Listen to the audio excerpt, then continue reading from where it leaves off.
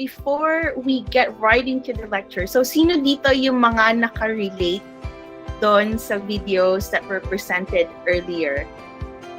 Sino dito yung minsan yung tatawag ka na lang, friends are going to ask you if you're on your way, and then hindi ka pa naka-ready, but then you say, like, yeah, I'm on my way, I'll be there, 5 minutes. Or pag sinabi 8 o'clock, it will be like 8-ish, like 8:30, 8:59. So you will, like for us Filipinos, those things are the norm. But for other countries, that's not how it works.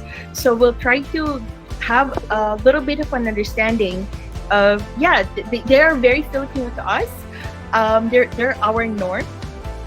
And by the way, just like what that foreign guy said earlier, this is not to pass on judgment on our culture or other people's culture, but to have an understanding, understand our own, and see how it is in comparison to others. Because as future leaders, because of how the world is set up now, you most likely you will be working with people from other nationalities.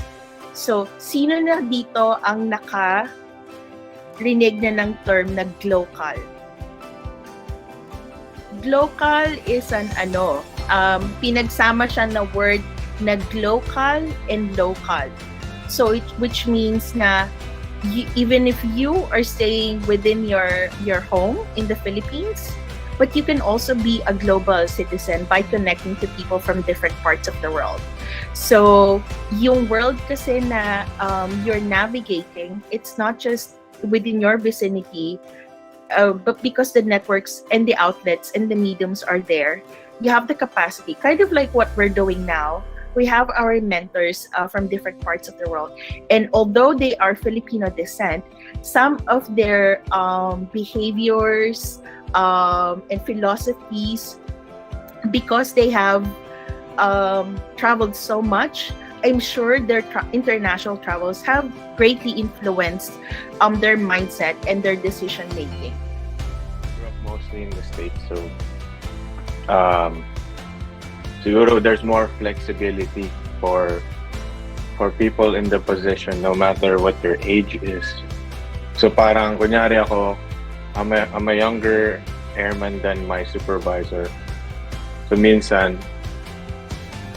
you guys have the hierarchy, but also in the switch mode na parang mas mababa ako, but I'm also empowered na, hey, this is how you're supposed to do it. And so there's flexibility and creativity that comes along with that.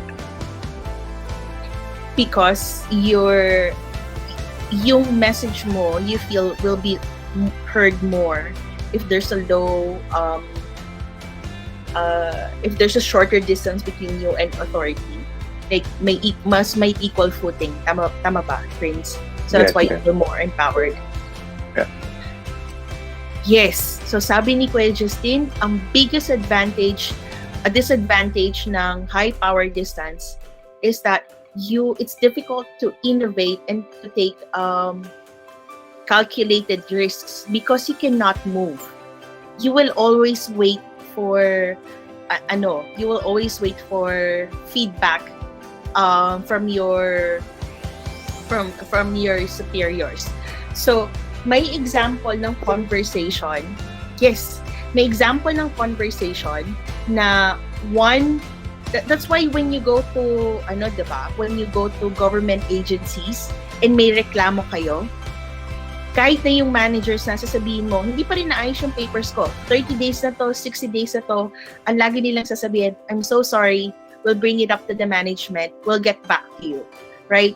Kasi yung approval, hihintayin mo pa siya sa pinakataas.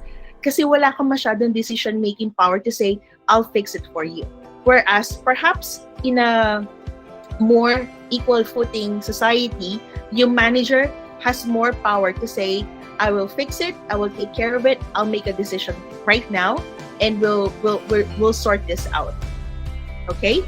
So yun siguro kapag when you're dealing with people na mas may equal footing, baka, itong isa, mabilis ang gumawa ng desisyon, yung ikaw, nagpapaalam ka pa at may 10 ka pang pagpapaalamanan. So that's another example of power distance. Ano nga ba yung mga examples ng uncertainty avoidance? One good example of this, because Japanese is scored very, very high on uncertainty avoidance, disasters. Kapag may disaster, if it happened in Japan a few times, they will work very, very hard to make sure na it doesn't happen again in the future. Yung mga unknown, they will make it known.